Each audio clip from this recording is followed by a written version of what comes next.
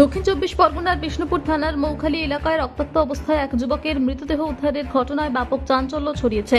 মৃতের নাম সাইফুল মোল্লা। স্থানীয় সূত্রে জানা যায়, বৃহস্পতিবার সন্ধ্যায় প্রতিদিনের মতো বাড়ি থেকে বের হন সাইফুল। এরপর আর বাড়িতে ফেরেননি। শুক্রবার ভোররাতে এলাকার বাসিন্দারা রাস্তার ধারে রক্তাক্ত অবস্থায় তার দেহ পড়ে থাকতে দেখে পুলিশে খবর দেয়। খবর পেয়ে বিষ্ণুপুর থানার পুলিশ ঘটনাস্থলে পৌঁছে মৃতদেহ উদ্ধার করে ময়না তদন্তের জন্য পাঠায়। ইতিমধ্যে ঘটনাস্থলে পুলিশ পিকেট বসানো হচ্ছে। পরিবারের অভিযোগ, পরিকল্পনা করে সাইফুলকে খুন করা হয়েছে। মৃতের বাবার দাবি, ছেলের কাছে প্রায়ই নগদ টাকা থাকতো, সেই টাকার লোভে ছিনতাইয়ের উদ্দেশ্যে খুন হয়ে থাকতে পারে। পাশাপাশি প্রতিবেশীদের সঙ্গে কিছুদিন ধরে টাকার লেনদেন নিয়ে বিবাদ চলছিল বলেও অভিযোগ। ঘটনার সঙ্গেও মৃত্যুর যোগ থাকতে পারে বলে সন্দেহ পরিবারের। ঘটনাকে ঘিরে এলাকায় উত্তেজনা। তবে এটি খুন নাকি অন্য কোনো কারণে মৃত্যু তা খতিয়ে দেখতে তদন্ত শুরু করেছে বিষ্ণুপুর থানার পুলিশ। টাওয়ার পাইনি, আমরা তো পাকা চালিয়ে দিয়ে ঘুমাচ্ছিলাম। আচ্ছা, কিছুই টাওয়ার পাইনি আমরা। সকালবেলায় স্যারেরা এসেছিলো, আসতে আমাকে জিজ্ঞাসা করলো, আমি তো বলতে তারপরে জানতে পারলাম। কি জিজ্ঞাসা করলো? বললো যে তোমার পাশেতে এরকম একটা মানে হয়েছে, মার্ডার হয়েছে, আপনি কি কিছু জানেন? আমি বলি না স্যার, আমরা তো কিছু জানি না স্যার। আমরা সন্ধ্যেবেলা করে কাজ থেকে এসে আমরা শ্বশুরবাড়ি চলে যাই, এসে খাওয়া দাওয়া করে শুয়ে পড়ি, এইটুকুনি বললাম। ছেলেটা কি চেনা? হ্যাঁ, ছেলেটা তো ওই পাড়ায় বাড়ি, তো ছেলেটাকে চিনি, সবাই চেনে। কি নাম ছেলেটার? নাম কি ছেলেটার নাম? ছেলের নাম কি? সাইফুল মোল্লা। সাইফুল মোল্লা।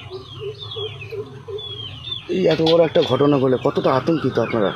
এরকম এর আগে হ্যাঁ, ঘটেছে? এরম হয়তো পাচ্ছি, আমরা এমনি শুনেছি, কিন্তু এরকম সচক্ষে তো এরকম ভাবে এরম তো দেখিনি কোনোদিন, এই মানে জীবনের ভয়টা প্রথমেই আমরা দেখলাম। দেখিনি, কিন্তু এই যে কতটা আতঙ্কিত আছে? করা।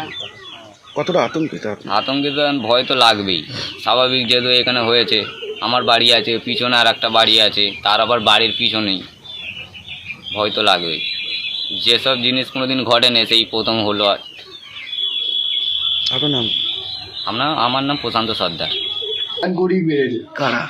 যারা মেরেছে প্ল্যান করেই মেরেছে। যদি বলে কেন, আমার ভাই ইট থেকে গুলাচ্ছে, নেশাবাম করছে আর এই করছে বলে আমি ইট থেকে ওকে ফলো করে গেছি। ওর কাছে প্রচুর টাকা লাগে, আমাদের কাছে পরশু দিনকে 20,000 টাকা নিয়েছে, কালকে রাতে 8,000 টাকা দিয়েছে।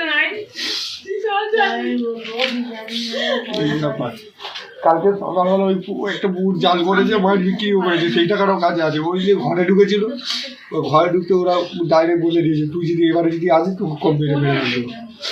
ডাইরেক্ট সকালবেলা এটা 10টার সময়, 5টা থেকে 11টা। কেন এইভাবে, মানে কোনো অশান্তি হয়েছিল? হ্যাঁ, একটা টাকা নিয়ে একটা সমস্যা হয়েছিল। ওই একটা টাকা নিয়েছিল, সুদে টাকা নিয়ে গেল, একটা লোন নিয়ে ওর লোনটাকে আমি শোধ করে দিয়ে আমি তোমার টাকা তোমাকে দিয়ে দেবো। ওর টাকা নেই, আমার ঘরে এসে বা ওর কাছে টাকা নিয়ে গেল।